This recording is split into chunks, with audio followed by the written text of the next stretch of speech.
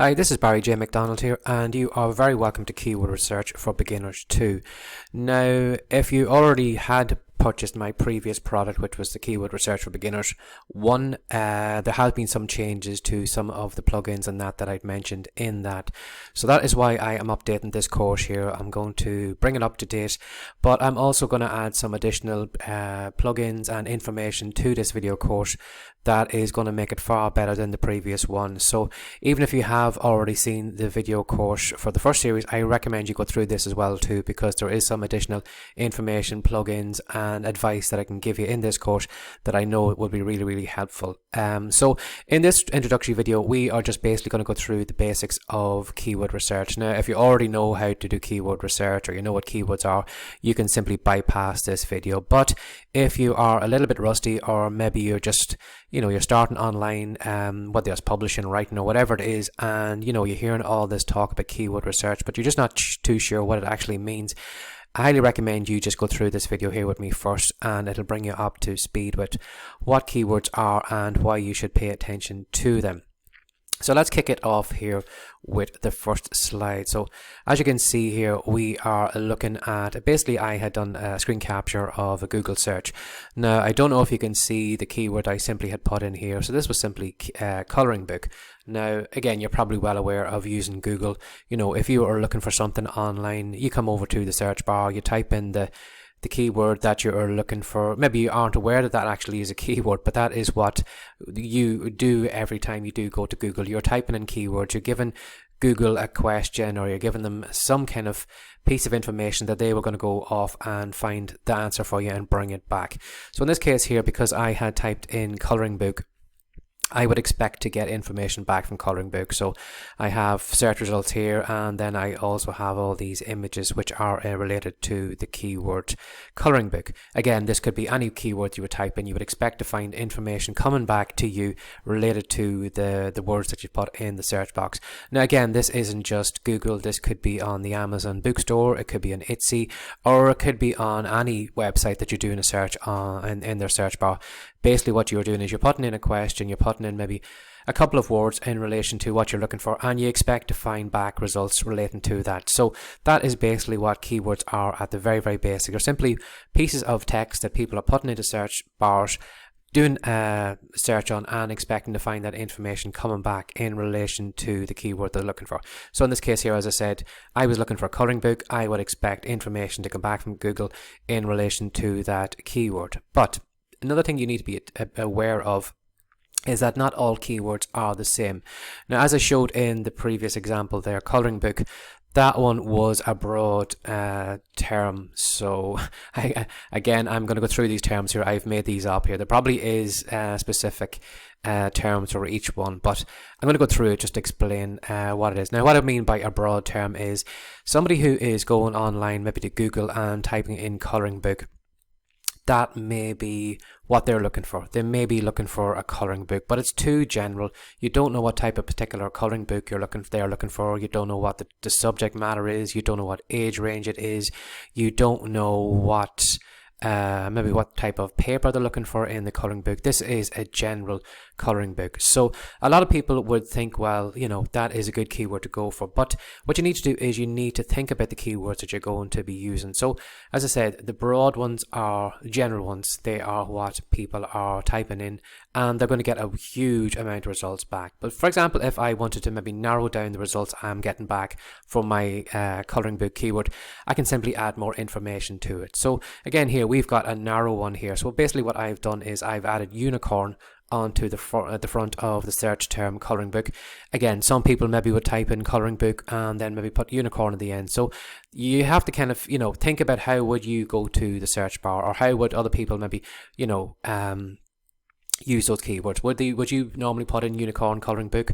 You may find other people would put in coloring book unicorn. So that is another thing to keep in mind too when you are coming up with your keyword ideas. Have maybe think about maybe swapping them around, put them in different orders and all those different things. But as I said, the first thing here, coloring book, it's a huge broad market. What are they looking for in a coloring book? And now we've got somebody who's come along and they said, right, I want a unicorn coloring book. So as you can see here, that is a narrower market. So we are looking for Somebody wants search results coming back from Google or from Amazon or from Etsy or whatever they're doing the search, and they're looking for a unicorn colouring book. But now what we can do is we can go a little bit tighter. So as you can see here, this one is more specific. So this person here is looking for a unicorn colouring book for a 6-year-old. So you can imagine then whoever is typing in a keyword like that, unicorn colouring book for 6-year-old, probably has a fair idea of what they are looking for. And because they are looking for a specific thing, there's probably a more of kind of buyer's intent behind that, you know. Another thing then too is to be aware of questions. Questions are also, you know, like yourself, you do on Google, sometimes you type in maybe some kind of question and you would expect research results back from that. And when you type in a question, what it is, it's even tighter than the general thing. You're not coming along and typing in colouring book with a question mark. You are typing in a question like, where can I buy a unicorn colouring book?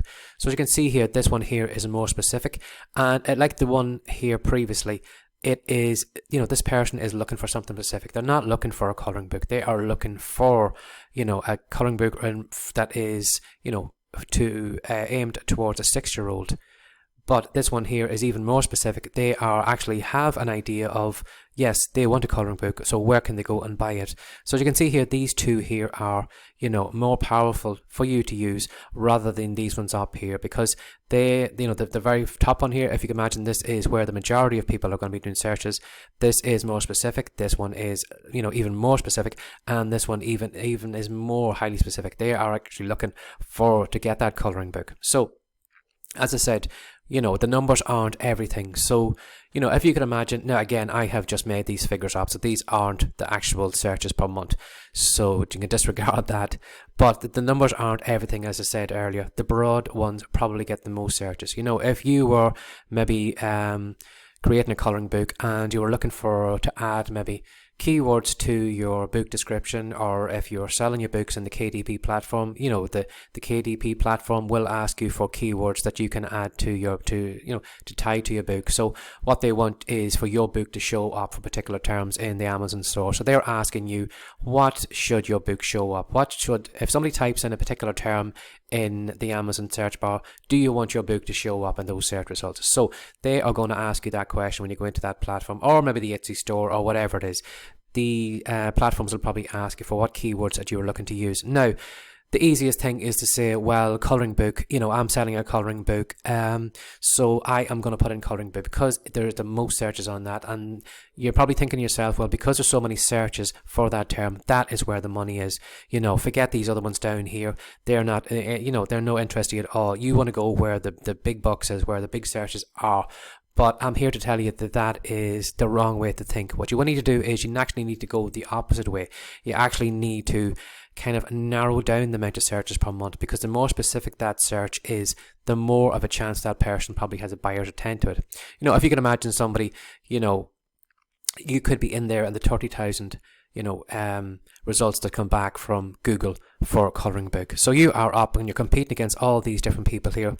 And again, you don't know what that person who typed in colouring book in the search bar, what they were actually looking for. Whether they were actually looking for maybe a colouring book page, where they're looking maybe for colouring book ideas, where they're looking for a colouring book website.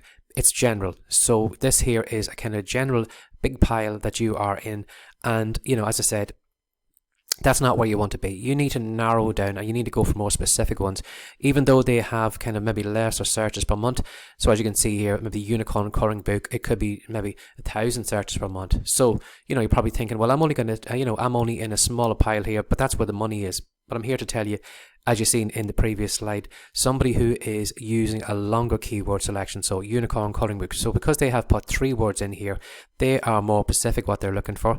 Again, the searches might only be 1,000 per month, but there is a good chance that somebody who's typing in this longer keyword here could be a buyer, and who could be maybe interested in buying your product. So as I said, don't think of the numbers. The more specific they are, the better. And as you can see here, so for example, this one here, now there is a term sometimes called long tail keywords. So in this case here, this is what we would call a long term keyword, or long tail. You know, we have a unicorn colouring book for 6-year-old child. So as you can see here, this is a long keyword, you know, compared to the previous ones here. And when somebody types in something like that into Google, even though there may only be 50 searches per month, this is a kind of a more of attention. This person here is more specific what they're looking for. They're not looking for a unicorn colouring book, you know, tailored towards adults, or they're not looking for it for teens or whatever it is.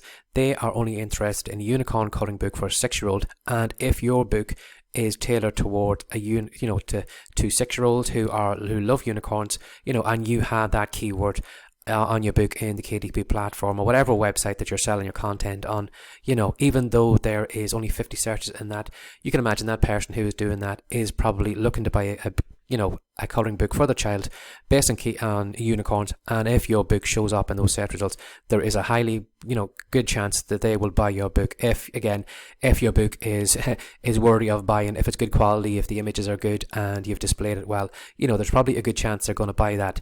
So as I said, when you do your keyword researches, pay attention to the numbers. The numbers aren't everything. It's more the specific search that the person is doing. What is their intent behind that keyword? What are they looking for? Now, in the next series of videos, what we're going to do is we're going to go over to Google, but you're probably well aware of how to do your searches on Google. But I'm going to take it over there and I'm going to show you some things to be aware of. And then what we're going to do is we are going to install a simple Google Chrome plugin. Now, originally this plugin, when it came out in the beginning, it was totally free to use, but now there is a small charge on it. But this charge is minimal for the amount of information that you're going to get back, and it's going to make your life so easier. So if you're thinking, well, I don't want to buy a paid tool, I only want to use free, that's fair enough. I will show you some free search tools later on in the series, and you can try and use some of them. But this one here, as I said, is very, very quick to use. It's easy just to do a search on the Amazon store, the Etsy store, or Google, or whatever it is, straight away, and get those search results back in a matter of seconds. So for the matter of a couple of dollars using it, I highly recommend you do get it. But as I said, we will have some free keyword searcher tools later on in the videos. And then what I'm also going to show you is I'm going to show you some other Google Chrome plugins that you can use, which are going to help you even more with your keywords. I'm going to show you maybe ideas maybe that you haven't thought about, and maybe it's going to show you maybe related products that you haven't thought about. And I'm going to show you a specific one if you are selling your content on the Amazon store. I'm going to show you a simple one you can add to Google Chrome, and it's going to expand on the search results you're going to get from the search box on Amazon, and it'll give you more ideas that you can use to add to your keywords. So if you just want to follow me into the next video, we are going to have a look at Google and the search results in that.